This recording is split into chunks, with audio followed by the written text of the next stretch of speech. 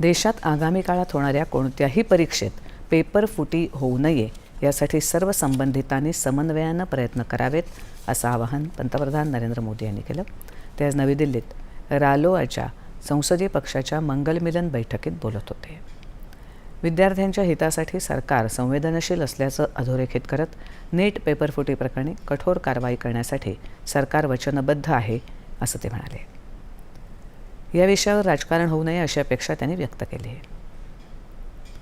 संसदीय कामकाज मंत्री किरेन रिजिजू यांनी प्रसारमाध्यमांना मंगलमिलन बैठकीविषयी माहिती दिली.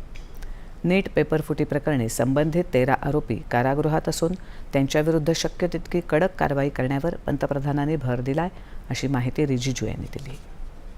का मामला नहीं है, सिर्फ केंद्र सरकार का मामला नहीं, पूरा देश का हर एक राज्य में जहां जहां पेपर लीक करने में जो लोग लिप्त हैं, जो लोग इस धंधे में इन्वॉल्व है, जिन्होंने काम इस तरह का घिनौना किया है, पाप काम किया है, उनको सजा देने के लिए सब एकजुट होना चाहिए. ये कोई दलगत राजनीति का विषय नहीं है, ये देश का विषय है.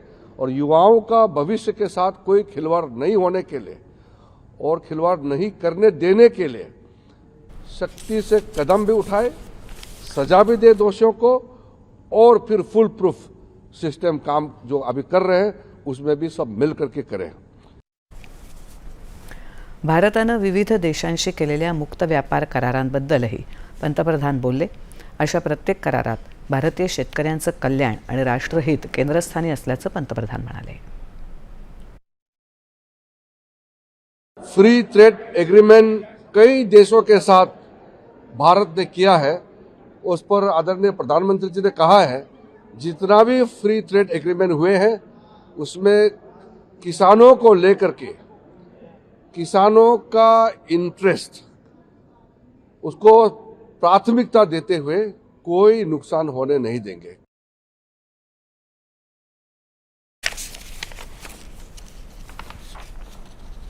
सध्याच्या संसदेच्या अधिवेशनात विधेयकांच्या मंजुरीसाठी रालोआ सकारात्मक आणि रचनात्मक भूमिका बजावेल असा विश्वास पंतप्रधानांनी व्यक्त केला असंही रिजिजू म्हणाले.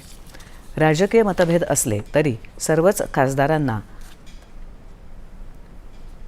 जनतेनं देशसेवेसाठी निवडून दिलं आहे असं सांगत विरोधकांनी संसदेत सहकार्य करावं आणि व्यापक राष्ट्रहितासाठी राजकीय पक्षांनी एकत्रित काम करावं असं आवाहन रिजिजू यांनी केलं.